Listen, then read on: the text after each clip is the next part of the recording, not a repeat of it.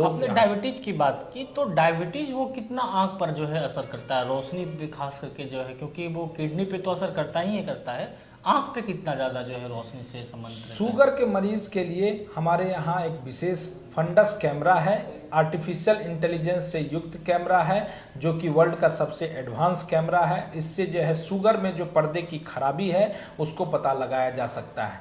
Sugar के मरीज में सबसे बड़ी बात यह है, मैं एक आपको अच्छी जानकारी दे रहा हूँ कि अगर शुगर के मरीज 10 साल के बाद उनको आंख में कुछ न कुछ या किडनी में असर आने की संभावना रहती है।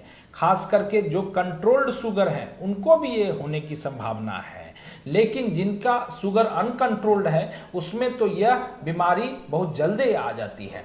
इसलिए शुगर से जो पर्दे का खराबी होना है और उसमें बहुत ज़्यादा संभावना रहता है, और ये रोशनी अगर समय पर इलाज ना कराई जाए तो वो पूरी अंधापन का शिकार मोतियाबिंद के जो मरीज शिकार होते हैं, अगर वो डायबिटीज़ के भी पेशेंट होते हैं, तो वो इंतज़ार कर रहे होते हैं कि डायबिटीज़ उनका कम हो या उससे पहले परहेज किया जाता है।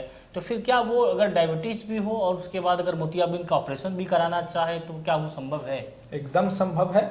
हमारे यहाँ इसी बात का स्पेशलाइजेशन है। हम लोग 2-3 डॉक्टरों की जो टीम है उसमें सबसे बड़ी यही सुविधा है। हम और लोगों से और भी अच्छा इसलिए हैं कि IV 250-300 शुगर वाले मरीजों का भी हम लोगों ने मोतियाबिंद में इलाज किया है और काफ़ी अच्छा रहा है। पड़ोस के ही मनोज जी हैं और एक राम प्रसाद चौरसिया जी हैं, इस तरह के जो है कई लोग जो है इलाज करवाए हैं, और उनका हाई शुगर रहने के बावजूद भी हम लोगों ने उचित दवा देकर और उसके बाद जो है उसको एक अच्छा किया है और आंखों की रोशनी लौटाई है। बहुत सारे जो युवा हैं, जो बहुत सारे बच्चे हैं, जो कम उम्र में ही आंखों में धुंधलापन आ जाना होता है, वो किन वजहों से ऐसी परिस्थितियां आती है और खान पान पर किस तरीके से जो है वो कंट्रोल किया जाए, या कितना शरीर को जो है वो विटामिन प्रोटीन मिलना चाहिए ताकि आंख की रोशनी वो बरकरार रह सके? युवा की अगर बात करें, छोटे बच्चों की बात करें, तो अगर आप देखें तो पहले से लाइफस्टाइल में काफ़ी ज़्यादा चेंजेस आ गया है।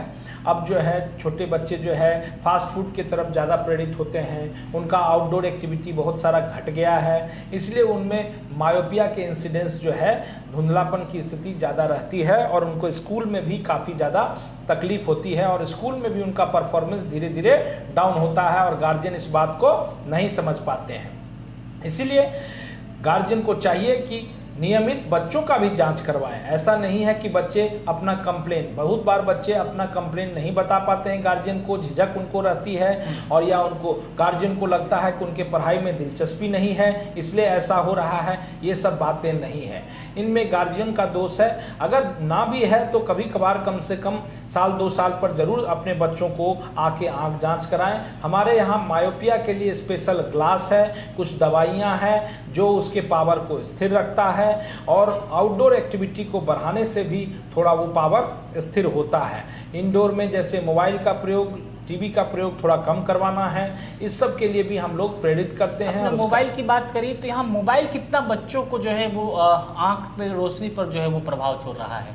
मोबाइल अगर देखें तो उसमें ज़्यादातर मोबाइल जो है, लोगों की एक गंदी आदत होती है कि वो मोबाइल का प्रयोग बहुत नज़दीक से करते हैं, और नज़दीक का हर काम अगर आप सफिशिएंट डिस्टेंस में नहीं करेंगे तो उससे आपके आंख पे दुष्प्रभाव पड़ता है, और ये खास करके बच्चों में ज़्यादा प्रभाव डालता है। एडल्ट में भी आप भी समझते होंगे, 40 वर्ष के बाद कई लोगों को देखते होंगे कि हाथ ऐसे नीचे करके देखते होंगे उनमें, लेकिन छोटे बच्चों में भी जो है ये चीज़ है। इसलिए मोबाइल का प्रयोग जितना कम से कम हो उतना ही अच्छा है आंखों के लिए और जीवन के लिए भी अच्छा।